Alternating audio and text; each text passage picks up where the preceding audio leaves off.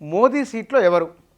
The ఎకనమిస్ట్లో ప్రత్యేక కథనం రాజకీయ వర్గాల్లో కలకలమని ఒక స్పెషల్ కథనాన్ని ఇచ్చింది.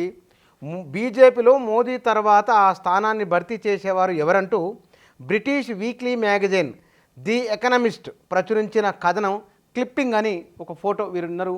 Who could replace Narendra Modi అని క్వశ్చన్ మార్క్. మోదీ తర్వాత ఎవరు?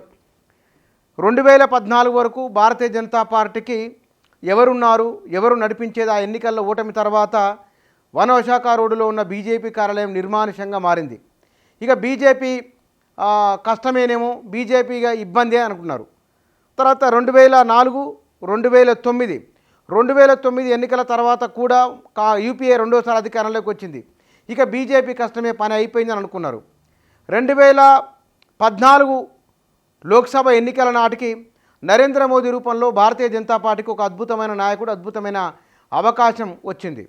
ఎవరు ఊహించని విధంగా నరేంద్ర మోదీ అప్పటికి ఆ 10 ఏళ్ల యూపీఏ 1-2 కాలంలో 2004 నుంచి 2009, 2009 నుంచి 2014 ఈ 10 ఏళ్ల కాలంలో 2G స్పెక్ట్రమ్ కుంభకోణమని, బొగ్గు కుంభకోణమని నానా రకాల అంశాలు చర్చనీయాంశాలు అయినాయి. అందులో జరిగిన కుంభకోణం ఎంత ఏమిటంటే చివరికి విచారణలో తేలింది పెద్దగా ఏమీ లేదు. కానీ ఆనాడున్న మీడియాలో వచ్చిన విస్తృతమైన కథనాలు, అప్పుడప్పుడే పెరుగుతున్న ఫేస్బుక్, ఇవన్నీ కూడా ఆనాడు ప్రభుత్వం పైన విస్తృతమైన చర్చకు దారితీసినాయి. ఆ ప్రభుత్వం తీసుకొచ్చిన ఆహార భద్రత కంటే కూడా, జాతీయ గ్రామీణ ఉపాధి హామీ పథకాల కంటే కూడా అవినీతికి సంబంధించిన చర్చని చాలా పెద్ద ఎత్తున జరిగింది. అది బీజేపీకి ఆయాచితంగా, బీజేపీకి అనుకూలంగా మారింది. నరేంద్ర మోదీ లాంటి నాయకుడు బాగా మీడియాలో ప్రయారిటీ బాగా దొరికింది. అందువల్ల ఆయన 2014 నుంచి 2019 అద్భుతంగా ఒక టర్మ్ పూర్తి అయింది. రెండో టర్మ్ కూడా ప్రధానమంత్రి అయిండు. ఇప్పుడు మూడో టర్ము ఆయన అవుతారా లేదా ప్రశ్న. ఈ ప్రశ్న ఎందుకు వచ్చింది? అరవింద్ కేజ్రీవాల్ జైలు నుంచి బయటకు వచ్చిన తర్వాత నరేంద్ర మోదీ తర్వాత ఎవరు? 75 ఏళ్ళు దాటిన తర్వాత వారు రాసుకున్న పార్టీ నిబంధన ప్రకారం 75 ఏళ్ళు దాటిన వారు ఉండకూడదు.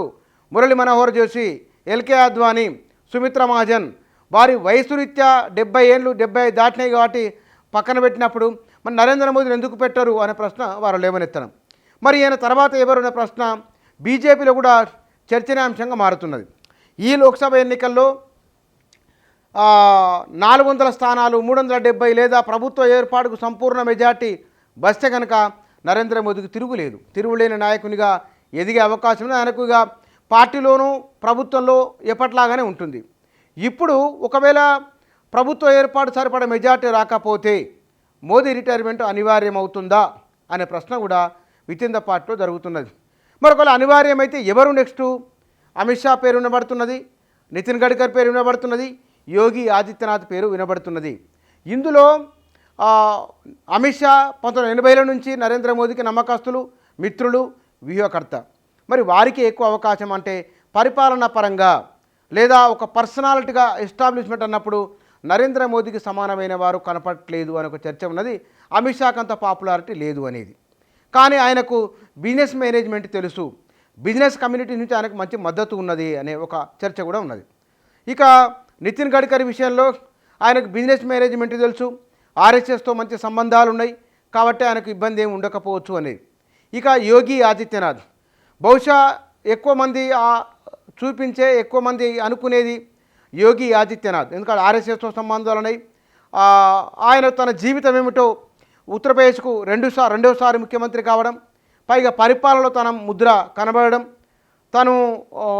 తన జీవిత శైలి ఎట్లా ఉందో అందరికీ అర్థం కావడం, బహుశా యోగి ఆదిత్యనాథ్కు ఆర్ఎస్ఎస్తో మంచి సంబంధాలు కూడా ఉండడం, అయితే ఆయనకు బిజినెస్ మేనేజ్మెంటు తెలియదు అనే చర్చ కూడా ఉన్నది.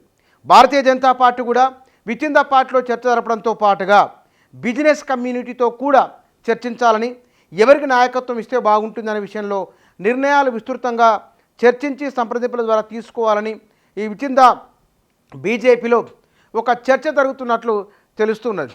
అయితే నరేంద్ర మోదీ లాంటి నాయకుడిని మళ్ళీ బీజేపీ 80ల తర్వాత భారతీయ జనతా పార్టీ ఏర్పడితే వాజ్పేయి, ఎల్కే అద్వానీ శకం ఒకటి, ఆ తర్వాత ఇవాళ నరేంద్ర మోదీ, అమిత్ షా శకం ఒకటి. ఇవాళ నరేంద్ర మోదీ అధికారంలోకి ప్రధానమంత్రి అయిన తర్వాత 70 ఏళ్ల కాలంలో భారతదేశంలో పెండింగ్లో ఉన్న సమస్యలు, లేదా ఇవి ఇట్లా ఉంటాయా ఎప్పటికీ అనుకున్న సమస్యలను వారు కొలిక్కి తీసుకొని రావడం, అది బీజేపీకి కలిసి వచ్చింది ఒకసారి. మూడోసారి మరి ఏం జరగబోతున్న దగ్గరనే ప్రశ్న ఉన్నది. ఈ ప్రశ్నకు సమాధానంగా ఈ ఫలితాలే, లోక్సభ ఎన్నికల ఫలితాలే ఎట్లా ఉండబోతున్నాయి, మెజార్టీ బ్రహ్మాండమైన మెజార్టీ వస్తే, మ్యాజిక్ ఫిగర్ వస్తే ఇబ్బంది లేదు.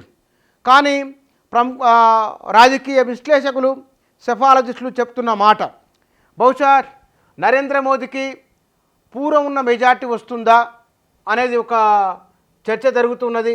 ఇందులో గతంలో కంటే ఈసారి తప్పకుండా సీట్లు తగ్గుతాయని, మునుపట్లాగా అంత బలము లేదు అని, నరేంద్ర మోదీ హిందూ ఏకీకరణ లేదా రిజర్వేషన్ల విషయాన్ని తీసుకొని రావడము, కాంగ్రెసు లేదా ఆప్ నేతల సవాళ్ళకు సమాధానాలు చెప్పడము గతంలో చెబుతున్నారు. కానీ ఈ ఎన్నికల సందర్భంలో ప్రచారాంశాలుగా రిజర్వేషన్ చాలా ప్రధానంగా తెరపైకి వచ్చింది. కాబట్టి ఈ పుస్తల తాళ్ళు గురించి ప్రస్తావన తీసుకొని రావడం, ఇవన్నీ కూడా బీజేపీకి నిజంగానే మ్యాజిక్ ఫిగర్ రాదా అనే ఒక సందేహం కూడా వస్తూ ఉన్నది. కాబట్టి ఇన్ని సందేహాల మధ్య ఆ తర్వాత ఎవరు, మోదీ తర్వాత ఎవరు అని ద ఎకనమిస్ట్ రాసిన ప్రత్యేక కథనం ఈవేళ భారతదేశ రాజకీయాల్లోనూ భారతీయ జనతా పార్టీలోనూ అంతర్గతంగా చర్చకు దారి తీసింది.